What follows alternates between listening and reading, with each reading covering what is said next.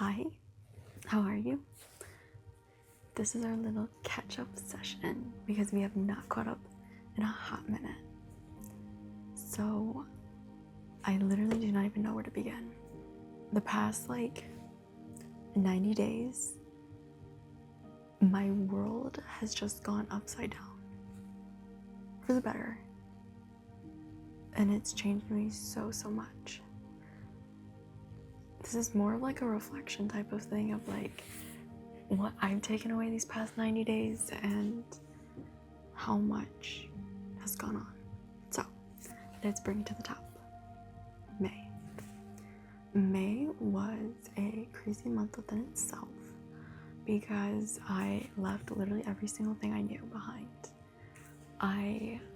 Some of the people that I am very close with left, and then I had to deal with that and just being with myself and doing things I wanted to do and finally getting comfortable with myself and being able to do things that I actually wanted to do for a while. And it was kind of crazy. It was kind of really weird because for 2 weeks that was that. Just me by myself doing my thing because my roommates moved out besides my one roommate, and we lived inside this 5-room house, and it was just too full because literally every single other person moved out. And for a couple of the nights it was just me because she graduated. And so then that happened, and then I drove to my internship, literally the farthest drive that I've ever done in my life. And yeah, that was experience within itself as I kept you guys updated along the way. Oh my goodness, that taught me how to lock in when I needed to, reinstilled that lesson. It taught me how to communicate with other people, like my PhD student and my PI, or primary investigator. I'm trying to think, the first 3 weeks, I was dead set on being oh, after graduation, I'm gonna do a PhD in computational chemistry. 100% for sure. I love this. I love the place that I'm at. I could do this research forever. This is so fun. And being at the location I was, just made it so much better. And I wasn't really the biggest fan of wet labs and learned a lot of things that I'll get to. And so 3 weeks in, shine still there. 4th week, shine kind of wore off. and it just kind of made me think, this is kind of a lot to deal with. And I kind of really learned how to be productive and how to stay sane and still be myself, and how to explore. I took you guys on that one trip that I went to that was by that little pond. I posted a video of it, and that was, I think, during week 4 or at the end of week 3. I think it was 4. That it just taught me that life is so big. Life is so big, and that I need to get out of my comfort zone. I need to start exploring. I need to start traveling and stop being so homebodied. And in a way, I am very much homebodied, but I'm definitely getting better about it. And a couple weeks pass and I keep traveling, and I think another thing that I learned was that I love having independence. I love being able to do things on my own time, do things on my own schedule, and not have a boss tell me what to do. Entrepreneurship, calling my name. And if I want to work somewhere else, I can work somewhere else. I don't have to work in the office. I don't need to work in the office to be productive. As long as you give me a task, I can do it. Tell me what to do and how you want me to do it, and I'll get it done. And so that was, I think, really a big eye-opener of being able to say my commitments and to do my commitments while still traveling to different places, different towns, and still being a computer girly. And so yeah, I think that kind of came around, and then definitely more of how I at the end of the internship was definitely more of a self-regulation of how to do things when I don't want to, how to do things when I don't want to. Because I think it's very easy to, at least with computational, to get into the headspace of this is so hard, this is so long, I don't have to do this, because you literally don't have to do it. It's all on your own progress. You can literally sit anywhere in the world and do it, and that progress is on you. And so it's like when there's high troughs of motivation, you get so much stuff done. But when there's low troughs of motivation and literally discipline, you get nothing done. Nothing done. And that was me. I will fully admit it. I still got things done, but definitely not to the caliber that I could have got things done, because it was so hard, and I need that social interaction. I think that was one of the major things that I needed, was social interaction. I am and have turned into a very social person and being, and not having that really hindered my performance, I feel like. And I need that community, I need that team, and I need to be in that environment to succeed the most, because it's just so nice to know that you're not alone doing something, that you're not alone struggling. And so yeah, I think that was kind of my biggest takeaway. And then I think what it just really threw into me was that I want to use my transferable skills into business. I want to do that. I want to be and work in business. I mean, it's very much dime a dozen, and I know that is very true. And at the same time, that is where I envision myself being the happiest. When I can create, when I can do, when I can explore and create anything in my own imagination. That is one thing that I did struggle with, was not feeling like I had that creative outlet. That I didn't have that freedom to be able to do what I wanted and to create something bigger than myself. Even though I know I was contributing to something bigger than myself, it was not something that I had a deep personal interest in. And I think that's kind of also where it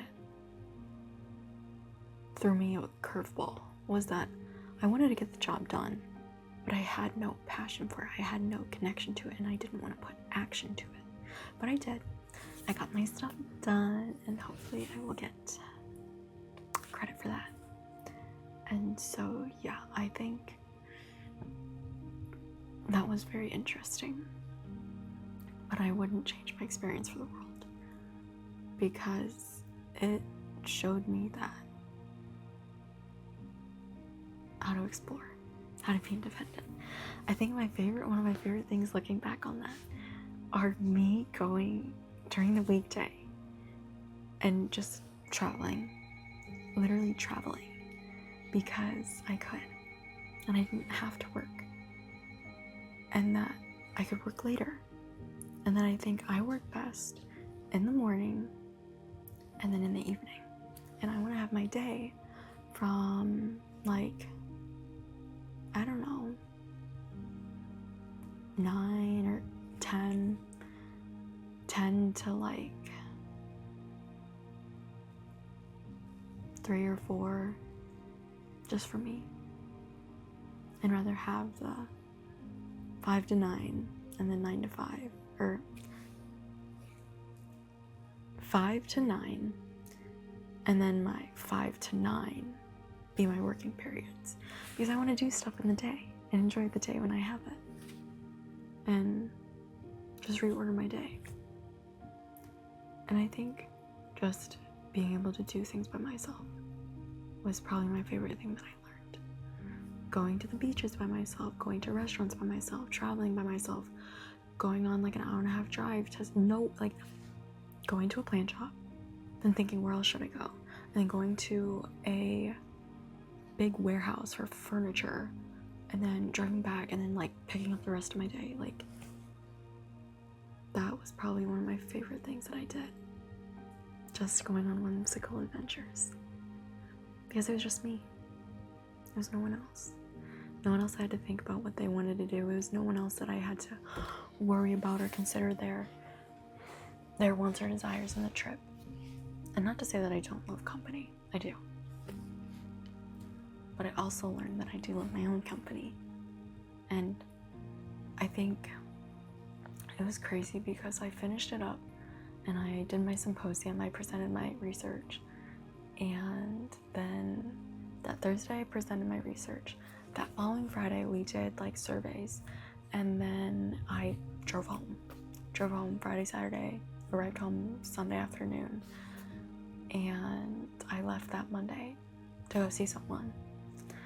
And then I was there at their house for like a week. I don't know, got to see their family and just catch up with them.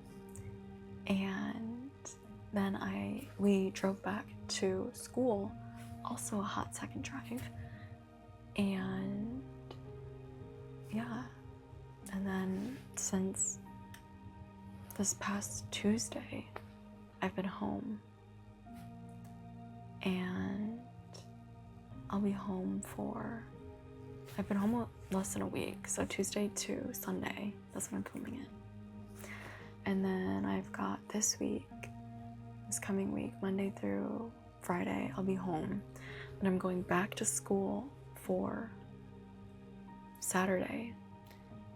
And then on Sunday, I'm gonna go see my postdoc from my last year's internship at Research. And because she's going home to her like respective country. And yeah, and then Monday I have training. Tuesday I'm gonna leave, come back home. And then that Saturday I'm gonna drive back to school for good. And then see my friend because she graduated and she's starting her big girl grad school, like a doctorate. Yeah, crazy. And so proud of her. And then Monday I start school. 2 weeks from tomorrow I start school. Which is bonkers, crazy, out of this world to think about. Because 2 weeks, so much can happen. So much can happen in 2 weeks. And yeah, I'm hanging out with people tomorrow, going to hang out with a friend on Tuesday, nothing Wednesday. I'm gonna go see a friend on Thursday, chill at home on Friday. I have a doctor's appointment. And then it's all busy. I'm a busy gal. So that's kind of been the update. I mean, it was a bit of a struggle being home just because I'm used to doing something all the time, but I am scheduling a 5K for this year. So that's exciting. So I'm not going completely crazy and I'm working on it bit by bit. So yeah, and I think there's just a lot of personal puzzle pieces going on too, coming in with friendships and my different relationships with people and trying to navigate that, and after school and figuring out jobs, and yeah, it's very much crazy. And I can't believe that we've been doing this for a year and a half, because I feel like looking at pictures just being home, I'm just like, man, I'm not that like 14-year-old anymore. I'm not that like high schooler anymore. I'm literally not even that senior in high school anymore. I still do have her tendencies, and I still do have a lot of aspects of her within me. But my world has gotten so much bigger. I've become so much bigger. My personality has developed, and soon my frontal lobe will be developed, which is crazy to think about. But I think we always have time to grow and learn and understand and take appreciation within those moments. One of these TikToks I saw, or maybe it was on Instagram, is about this PhD student, 29, accomplished every single thing in her life. But the one thing that she wished she would have done differently was being more in the present, rather than living for Fridays, living for the next due date. Because due dates always come around. Fridays always come around.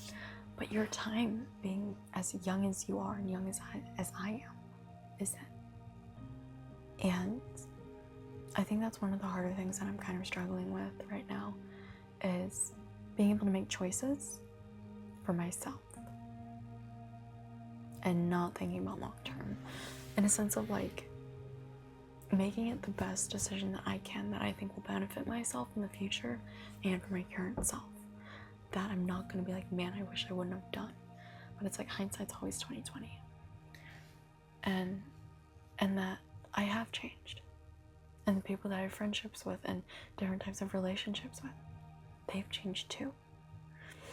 And our circumstances in life in general and what our plans are after, and all of that is allowed to change. I think that I'm trying to accept. And we don't have to know that there's such a large emphasis for young people after college to know what they want to do, to stay in their 9 to 5 for 20, 40 years and have that be their only career. But as we can see, this world is changing. This world has AI. This world has content creating. This world has so many different things that you can create.